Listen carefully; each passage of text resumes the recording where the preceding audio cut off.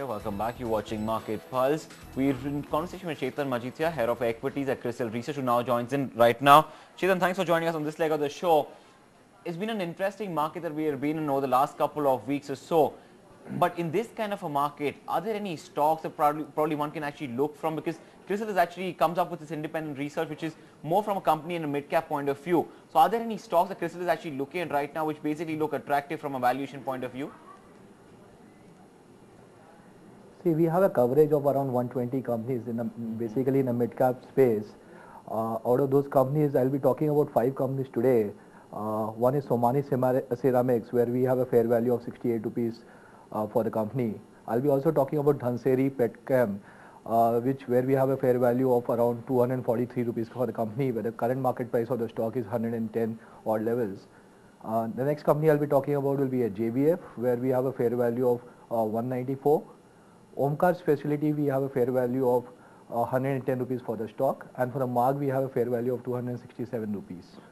So these are the 5 companies we'll be discussing today. Chetan, let me just ask you at the outset, I mean, you've picked up these 3 companies on what basis? Is it because they have better cash flow in your entire universe of stocks that you track? Or is it that you just have better, profit visibility or revenue visibility on them? What's the basis on which you picked up 5? See, most of these players which we have picked up, they are a dominant player in the respective industry.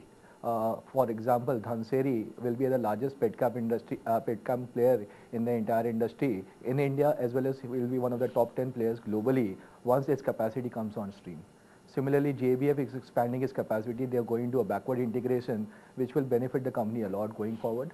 You have a MARG, which has a port play, which is a significant asset where there is a lot of transactions happen in that space, and that company looks fairly good in terms of the infrastructure play somebody is looking at. So Somany Ceramics is the second largest tile player, and when you talk about Omkar Specialty, they have a very strong client base, and the growth which I've seen in this company is very, very significant. So those are mainly the reasons for us for picking up these 5 companies. Okay.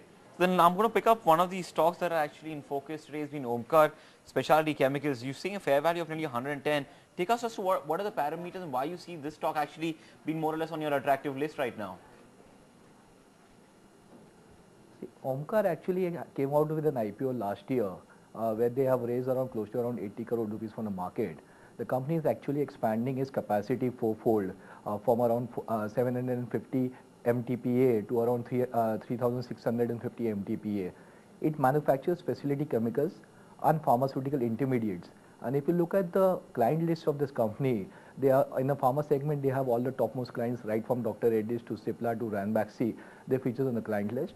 And if you look at the product profile of the companies, they have more than 80 product profile in the portfolio, which makes it very, very attractive.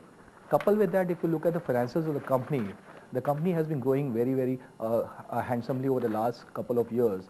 From a mere turnover of around 50 crores in FY9, the company clocked a turnover of 106 crores in FY11, which we expect the company to actually clock around 250 crores in FY13. And if you look at the profitability of the company's PAT has grew from around 3 crores in FY9 to around 10 crores. That is a 3 times PAT growth in FY11, and now we expect the PAT to more than double to around 24 crores in FY13. And so we expect the company to actually post an EPS of around 12 rupees in FY13. With zero debt on the book, because the money which they have raised from the IPO will be deployed for the expansion of this thing. A company to having an ROE of close to around 20 odd %, and with the EPS of 12, the company is trading currently at the 60 rupees. At the current market price, the company is just trading at 5 times multiple. What we believe, based on our DCF valuation, the company should actually, the fair value of the company should be around 110 rupees. At our fair value, the implied multiple for this company will be close to around 9 to 10 times FY13 earnings. Chetan, the other stock that really caught my eye was MARG, and you've picked up MARG as one of these, undervalued stocks. You think it's worth 353? The market price right now is just about 90 or so, and it's a construction company, and people have been a little wary about buying construction companies of late. What's your sense?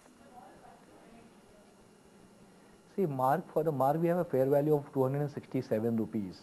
If you look at the 60-65% of the valuation of this MARG business come from the port business. It operates Karaikal Port, which is between Chennai and Tuticorin, and the capacity of this port is basically 21 MTPA. And if you look at this, the company has significantly expanded the capacity. And if you look at the last couple of transactions which has happened in Marg for the port valuation, for example, Accent Capital has picked up a stake in the Marg, valuing the entire port business at around 1400 crores. This port business is going to be a significant game changer for the company. The margins expansion as well as revenue profile of the company is going to change over the next couple of years because of the port business. Okay. Apart from the port business, the company has a lot of land parcels, Chetan, which are low-cost lands outside Chennai and Andhra Pradesh, which we believe is a significant value addition to Sure. the company in the next Chetan, couple of I'm years really sorry. as the company monetizes these land parcels. Chetan, very, very sorry to interrupt so rudely over there, but that's the action in the Lok Sabha. We have a brand new railway minister in this country, and now he's setting the agenda as to how they're going to meet the revenue shortfall, considering that there's a huge demand to roll back that fare hike. Let's see what the minister is saying.